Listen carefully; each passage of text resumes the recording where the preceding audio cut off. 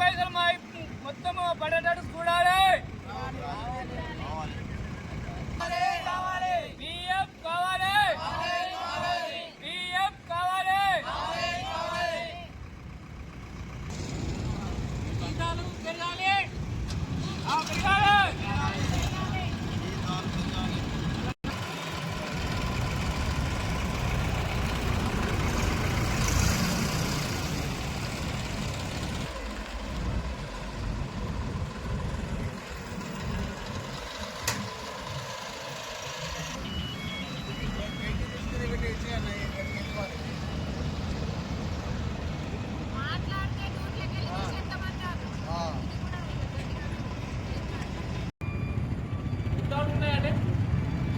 నుంచి అన్వేషణ అనే కాంట్రాక్ట్ వేసుకున్నాడు ఎన్పిఎస్ నుంచి.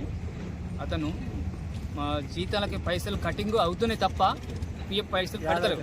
జీతాలకి కట్ అవుతుంది కానీ అవి యాడ్ అవుతలేవు. ఆయన చేసేది 2000 రూపాయలు పిఎఫ్ కటింగ్ చేస్తే ఇంచుమించు 500-600 రూపాయలే పిఎఫ్ పడుతున్నాయి మాకు. ఇదే వరుస మేము ఆయనతో పదే కొట్లైనా ఇక్కడికి వచ్చి మాట్లాడలేదు, చేసేది లేదు. వస్తానుడే ఇవాళ ఢిల్లీలో ఉన్నా ఇవాళ హైదరాబాద్ ఉన్నా ఏదో షాకు చెప్పుడు తప్ప వచ్చి మాట్లాడేది లేదు.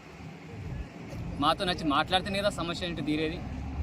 మాట్లాడకుండా నువ్వు ఎన్ని రోజులు తప్పించుకుంటూ పోతావు, మేము ఎన్ని రోజులు చేసుకుంటూ పోతాం. మీ చాకరీ ఈ ఎట్టి చాకరీ అద్దనే ఇవాళ బంద్ పెట్టుకుంటాం అని. అంతకుముందు కూడా ఒక 2 నెలల కిందట ఇదే ట్రాఫిక్ని తీసుకొచ్చి మాట్లాడిన వల్లే మాకు 500-600 రూపాయలు పడేటి ఇప్పుడు 1500 రూపాయల వరకు పడుతున్నాయి పిఎఫ్. ఇదే కంటిన్యూ ఫస్ట్ నుంచి ఇదే కంటిన్యూ చేసుకుంటూ వస్తే మేము ఇందూరం ఆయన నిలదీసి అడిగేంత అవసరం లేకపోయేది.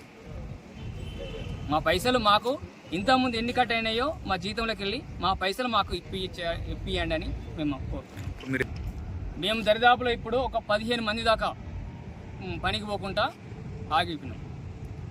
10 మంది వరకు వెళ్ళిరా, 10 మంది వరకు పనికి వెళ్ళారు. వాళ్ళని కూడా బలవంత ఒత్తిడితోని పంపిస్తున్నారు. మేము ఎవరికి లొంగలే, భయపడలే. మేము నిటారుకున్నాం కాబట్టి మేము ఆగేసాం. కాంట్రాక్ట్ తీసుకుని బెల్లంపల్లి అన్వేష్ కాంట్రాక్ట్ తీసుకున్నాడు. ఆయనకు వచ్చే పర్సెంటేజ్ కాక మాకు పిఎఫ్ నెలకు 400, 500, 600 1000 అట్లా కట్ అయ్యేటి 600, 500 కట్ అవుతాను. మేము మొన్నట్లా మా బోనస్ కూడా దీపావళికి ఇచ్చేటి, దసరాకి ఇచ్చేటి దీపావళికి ఇచ్చిర్రు. దీపావళికి ఇచ్చినా కానీ అవి ఎంత మేము గొడవ చేసుడుకు అవి మాకు వచ్చే పర్సెంటేజ్ కట్టియాలి. మేము గొడవ చేసినాక అవిటితో సహా కట్టించిండు. అప్పటిదాకా మాకు ఇవే వాళ్ళు ఇచ్చినట్టు మేము చచ్చినట్టు తీసుకొనే పోతున్నాం. ఆ రోజు మర్ర పడితే ఆ బోనస్ మేము కొట్లాడి ఆ రోజు డ్యూటీ బంద్ అయితే మా అందరికీ తలో 10,000, 11,000 కళ్ళతో చూసినాం. మమ్మల్ని ఇప్పుడు ఎవరన్నా ఇక్కడ 4 ఆగితే ఆయన ఎంపీఎస్ సంతోష్ ఆయనే మమ్మల్ని వచ్చి బెదిరిస్తాడు.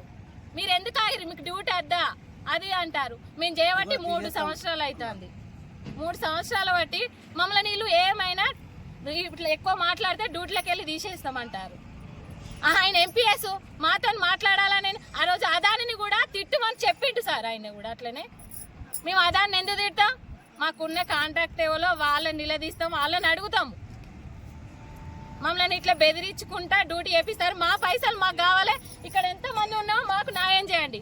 మిగతా డ్యూటీకి పోతారా బెదిరించి డ్యూటీకి పంపిస్తారు. వాళ్ళకు న్యాయం జరగద్దు, మాకు న్యాయం జరగాలి. మేము ఎంపీ వేసుకుంటాం, వాళ్ళు కాంట్రాక్ట్కే పోని ఎటన్నా పోని సార్. మాకైతే మేము ఎంపీఎస్ తరపున ఉంటాం. మాకు ఇప్పుడు మేము నిలబడ్డ పిఎఫ్ మాకు కావాలి. మొత్తం తక్కువ కట్ చేస్తారు. ఇప్పుడు ఒక 2 నెలలు గొడవ పెట్టిన వాళ్ళే ఎక్కువ పిఎఫ్ కట్ చేస్తారు. అట్లా ఎట్లా కరెక్ట్ అంటే మేము మాట్లాడినప్పుడు ఎప్పుడు మాతో లొల్లి పెడితేనే ఇట్లా ఇస్తారు, లేకుంటే వాళ్ళు ఇష్టారాజ్యం అవుతుంది. కాంట్రాక్ట్ అన్నప్పుడు ఆయనకు వచ్చిన బెనిఫిట్ తీసుకోవాలి కానీ మా దగ్గర కూడా ఇట్లా ఎక్కువ తక్కువ తీసుకోండి ఎంతవరకు కరెక్ట్?